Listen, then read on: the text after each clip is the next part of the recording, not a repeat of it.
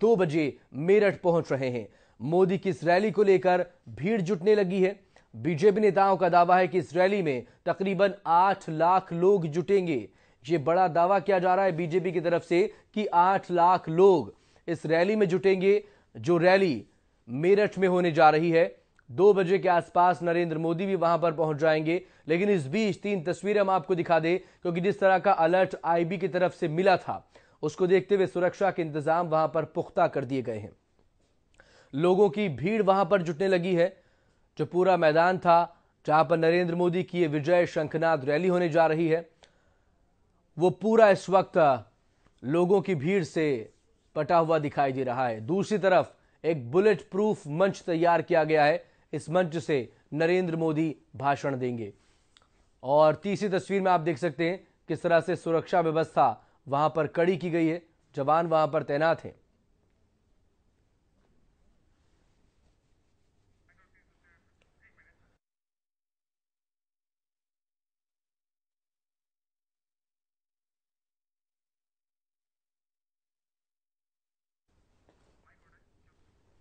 तीन तस्वीरें इस वक्त आपके सामने टीवी स्क्रीन पर। रैली पर किस तरह से आतंकी साया मंडरा रहा है। आईबी की तरफ से अलर्ट जारी किया गया था कि शॉल या कंबल ओढ़कर कोई भी वहां पर संदिग्ध घुस सकता है और वो इस रैली पर हमला कर सकता है, निशाना बनाया जा सकता है इस रैली को। लिहाजा सुरक्षा व्यवस्था वहां पर कड़ी की गई है।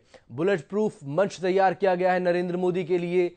वो अब से कुछ देर बाद वहां पर पहुंचेंगे और इसी मंच से वो जो लोग उन्हें सुनने के लिए वहां पर पहुंचे हैं, उन्हें संबोधित करेंगे।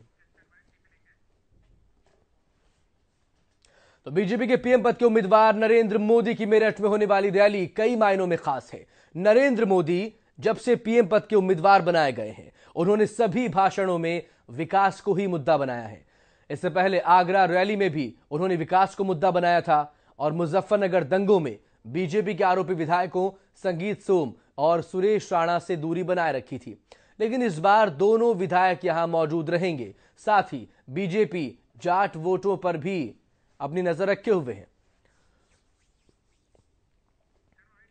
तो सवाल यहां पर नरेंद्र मोदी की इस रैली को लेकर है। इससे पहले भी बीजेपी की तरफ से सम्मान किया जा चुका है मुजफ्फरनगर दंगों में आरोपी बनाए गए इन दोनों विधायकों का। तो मोदी की रैली, उनके हम शक्ल भी देखे गए हैं इस रैली में। आपको मिलवाते हैं कैसे ही मोदी के हम शक्ल से। से माननीय नरेंद्र मोदी जी का नाम प्रधानमंत्री पद की दावेदारी में घोषित हुआ है भारतीय जनता पार्टी में। मैं जहां भी निकलता हूं मुझे लोग मोदी जी कह करके बुलाते हैं। मैंने ये आभास किया है कि भारत की जनता के मन मस्तिष्क में माननीय नरेंद्र मोदी जी बस चुके हैं और उसी प्रतिरूप में, ये तो ईश्वर की देन है कि मेरा स्वरूप इस तरह का है, कोई बनावटी नहीं है। लोग तो मुखौटे लगा रहे हैं, तो लोग जो हैं मुझे ये मैं प्रेरित हुआ। मैंने कहा एक चीज कहा जाता है कि आपकी शक्ल उन तरह, आपने जो स्टाइल रखा हुआ है, अपनी दाढ़ी का स्टाइल, वो भी उसी तरह का रखा हुआ है, और जो आपने जैकेट जिस तरह से पहन रखी है, जिस तरह से आपने कुर्ता पहन रखा है, तो क्या इस तरह के लिए कुछ स्पेशल तैयारी आप लोग करते हैं या किस तरह से आप कोशिश करते हैं कि उनकी तरह आप दिखे? मेरी कोई स्पेशल तैयारी नहीं है। मेरा स्वरूप रूप ये ईश्वर का बनाया हुआ है और इस रूप और स्वरूप को मैं माननीय नरेंद्र मोदी जी की सेवा में प्रधानमंत्री बनने तक और हमेशा उनकी सेवा में पूरे भारतवर्ष में संकल्प ले चुका हूं और मैं पूरे भारत में साइकिल से यात्रा करूंगा, उनका प्रचार प्रसार। इधर रैली के दौरान मेरठ में मोदी के लिए हवन भी किया जा रहा है। तस्वीरें आपको दिखाते हैं किस तरह का हवन वहां पर किया जा रहा है, क्योंकि मेरठ में ही नरेंद्र मोदी अब से कुछ देर बाद पहुंचेंगे और वहां पर विजय शंखनाद रैली को संबोधित करेंगे। जायजा लिया इस हवन का, वहां पहुंचे न्यूज एक्सप्रेस संवाददाता संतोष पाठक। नरेंद्र मोदी को देश का प्रधानमंत्री बनाने की मनोकामना लेकर मेरठ में उनके रैली ग्राउंड में एक यज्ञ किया जा रहा है। इस यज्ञ में मंत्रों के जरिए ये मनोकामना की जा रही है कि नरेंद्र मोदी को इस देश की सत्ता मिले, बीजेपी को 272 सीट मिले और नरेंद्र मोदी इस देश के प्रधानमंत्री बने। यहाँ पर आप देखिए यज्ञ किया जा रहा है। ये साधु सन्यासी है यहाँ पर, जो नरेंद्र मोदी को पीएम बनाने की मनोकामना लेकर आए हैं। और जो रैली का ग्राउंड है मेरठ में, जहाँ नरेंद्र मोदी की रैली हो रही है वो ग्राउंड है, और यहाँ पर ही ग्राउंड पर ही रैली के स्थल पर ही यज्ञ किया जा रहा है। हम जानने की कोशिश करते हैं कि क्यों आखिर किया जा रहा है ये यज्ञ, आप क्यों कर रहे हैं, क्या मनोकामना लेके कर रहे हैं? देखिए, एक सुशासन के लिए कुशल नेता की आवश्यकता होती है। हमारा उद्देश्य ये है कि हमारे देश में ऐसा एक नेता आए जिससे कि हमारा जो राष्ट्र है वो अधोमुख से होके ऊर्ध्वमुख की ओर होके आगे बढ़े। हमारा संकल्प ये है कि हम नरेंद्र मोदी जी को और अपने देश को एक आध्यात्मिक ऊर्जा प्रदान करें। कहाँ से आए हैं आप लोग? हम लोग गुरुकुल प्रभात आश्रम टीकरी भोलाझाल मेरठ के विद्यार्थी हैं, वहीं पर हम अध्ययन करते हैं और हम यहाँ पर ये यज्ञ के माध्यम से इस कार्यक्रम का शुभारंभ के लिए हेतु आए हैं। तो ये गुरुकुल आश्रम के विद्यार्थी हैं जो यहाँ पर यज्ञ कर रहे हैं, ये मनोकामना लेकर कि नरेंद्र मोदी जैसा व्यक्ति ही देश का प्रधानमंत्री बनना चाहिए। और इस मनोकामना को लेकर ये जो आहुति है ये तब तक दी जाएगी, ये जो अग्नि कुंड है ये तब तक जलता रहेगा जब तक यहाँ पर नरेंद्र मोदी नहीं आ जाते हैं।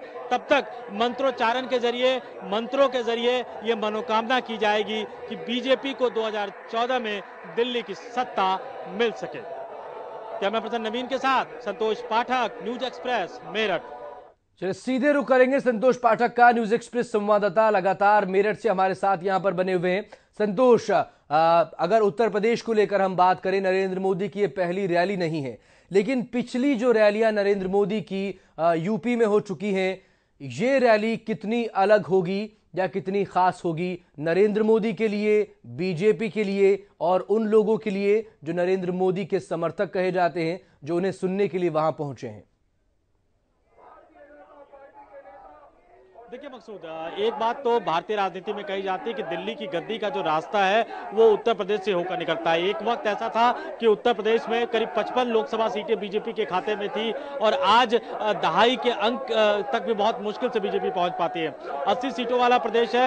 निश्चित तौर पर उत्तर प्रदेश में अब तक जितनी भी सभाएं नरेंद्र मोदी ने की है, जितनी भी रैलियां नरेंद्र मोदी ने की है, वो भीड़ के लिहाज से देखा जाए तो काफी अहम माना जाता है। इस रैली में खास बात यह होगी कि पश्चिमी उत्तर प्रदेश में जिस तरह का माहौल रहा है पिछले 3-4 महीनों में और जिस तरह से लगातार मुकदमे दर्ज किए गए सांप्रदायिक हिंसा के मामले में, उत्तर प्रदेश सरकार के मंत्रियों का जिस तरह से रुख रहा है, खासतौर से आजम खां का, तो उसे देखते हुए लगता है कि अभी जो 3-4 सीटें जो लोकसभा की बीजेपी के पास है, इस पूरे रीजन की अगर बात कर ली जाए तो अब बीजेपी को लगता है कि शायद इस माहौल में बीजेपी यहाँ पर ऐतिहासिक जीत दर्ज कर सकती है। अकेले पश्चिमी उत्तर प्रदेश में 2 अंकों में सीटें ले जाने की जो संभावना है, जो सपना है, वो बीजेपी देख रही है। और हम देख रहे हैं जिस तरह से तमाम वक्ता यहाँ पे बोल रहे हैं। अब से थोड़ी देर पहले मकसूद कैप्टन अभिमन्यु बोल रहे थे, जिस तरह भाषण में उन्होंने इशारों में मुजफ्फरनगर हादसे का जिक्र किया, मुजफ्फरनगर दंगे का जिक्र किया, जिस तरह से इशारों में उन्होंने मुआवजे, सपा सरकार के रुख और रवैये का जिक्र किया, जाट आरक्षण का जिक्र किया,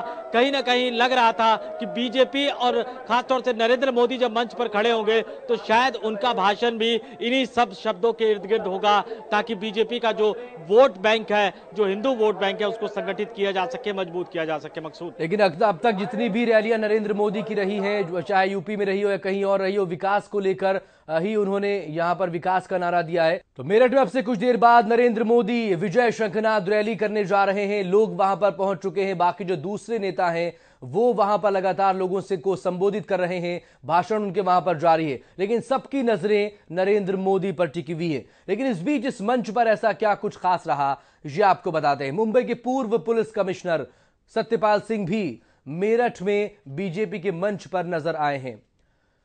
हम आपको पुलिस कमिश्नर की 2 अलग अलग तस्वीरें दिखा रहे हैं। एक वो तस्वीर जब सत्यपाल सिंह के हाथों में मुंबई की कमान थी, मुंबई पुलिस के वो कमिश्नर थे, इस्तीफा वो दे चुके हैं, त्यागपत्र वो दे चुके हैं, वो इस्तीफा मंजूर भी उनका हो चुका है और आज वो बीजेपी के मंच पर दिखाई दिए हैं। सत्यपाल का सियासी सफर उत्तर प्रदेश से शुरू होने जा रहा है और खबरें ये भी कि पूर्वांचल की किसी सीट से सत्यपाल सिंह बीजेपी के टिकट पर लोकसभा का चुनाव लड़ने की तैयारी में हैं। यानी कि खाकी छोड़कर भगवा धारण करने जा रहे हैं सत्यपाल सिंह। संतोष पाठक लगातार हमारे साथ यहां पर बने हुए। संतोष, पूरी तैयारी सत्यपाल सिंह की, खाकी उतार चुके हैं और अब भगवा धारण करने जा रहे हैं। देखिए बिल्कुल मकसूद, हाल फिलहाल के दिनों में कई बड़े हाई प्रोफाइल लोगों ने बीजेपी ज्वाइन की है। पूर्व जो गृह सचिव थे आर के सिंह, इसके अलावा कई पूर्व आईएएस आईपीएस अफसर ज्वाइन कर चुके हैं। अभी हाल ही में बप्पी लहरी ने ज्वाइन किया है, रवि किशन को आगे ज्वाइन करना है, और अब जो मुंबई के पूर्व पुलिस कमिश्नर है वो यहाँ पे इस रैली के मंच पर मौजूद है। भारतीय जनता पार्टी औपचारिक रूप से वो ज्वाइन करेंगे यहाँ पे। और जो हमारे सूत्र बता रहे, संभावना ये जताई जा रही है मकसूद कि बागपत लोकसभा सीट जो है, जहां से अभी आरएलडी के जो मुखिया चौधरी अजीत सिंह सांसद है, केंद्र सरकार में मंत्री है, उनके खिलाफ बीजेपी उनको चुनावी मैदान में, लोकसभा के चुनावी मैदान में उतार सकती है। तो एक पूरा माहौल चल रहा है। हम देखते हैं कि आम आदमी पार्टी और बीजेपी के पक्ष में चल रहा है। तमाम जो ब्यूरोक्रेट्स है या समाज से जुड़े बड़े और प्रसिद्ध लोग हैं, वो या तो आम आदमी पार्टी की तरफ जा रहे हैं या बीजेपी की तरफ जा रहे हैं। शायद वही सफर अब सतपाल सिंह भी करने जा रहे हैं, यानी खादी छोड़कर भगवा कह लीजिए या खाकी छोड़कर खादी उन्होंने पहन लिया है, ये भी कह सकते हैं मकसूद। दोष, लेकिन इसके अलावा और जो दोनों विधायक हैं जो पश्चिमी उत्तर प्रदेश से आते हैं, इससे पहले भी विवाद खड़ा हुआ था जब मुजफ्फरनगर दंगों में आरोपी वो बनाए गए थे, लेकिन उसके बाद बीजेपी ने अपने मंच पर बुलाकर उन्हें सम्मानित भी कर दिया था। लगातार इस बात को लेकर भी सवाल उठाए जाने लगे थे। अब जबकि खुद नरेंद्र मोदी मेरठ में पहुंचेंगे, एक मंच क्या वो साझा कर सकते हैं और क्या कुछ हो सकता है, सवाल इस पर भी। देखिए बिल्कुल यही चीज सबसे ज्यादा फोकस में रहने वाला। हालांकि कुछ लोग यहाँ पर आए थे, संगीत सोम के प्रशंसक बहुत बड़ी मात्रा में यहाँ पर आए हुए हैं। मेरठ का इलाका मुजफ्फरनगर से बहुत ज्यादा दूर नहीं है, निश्चित तौर पर वहां से भी हजारों कार्यकर्ता यहाँ पर आए हुए हैं। और मंच पे जो अब तक भाषण हुआ मकसूद, वो भी हमें देखना होगा। अब से मैं कैप्टन अभिमन्यु का जिक्र कर रहा था, अभी मंच पर जो है बीजेपी के जो पूर्व मुख्यमंत्री उत्तर प्रदेश के रहे कल्याण सिंह, वो भाषण दे रहे थे और उनके भी भाषण का लबोलुआब वही था। कहीं ना कहीं जेएन में वो जनता को याद दिला रहे थे मुजफ्फरनगर कांड को, साफ कह रहे थे कि जाति से ऊपर उठकर वोट कीजिए, यानी एक सीधा एक वोट बैंक को एड्रेस कर रहे थे। तो वही हमें देखना होगा कि नरेंद्र मोदी जब यहाँ पे भाषण देते हैं तो आमतौर पर जो वो यूपी की रैलियों में समाजवादी पार्टी की सरकार पर हमला बोलते रहे, आमतौर पर अपने भाषणों में यूपीए सरकार, प्रधानमंत्री और गांधी परिवार पर हमला बोलते रहे, विकास की बात करते रहे।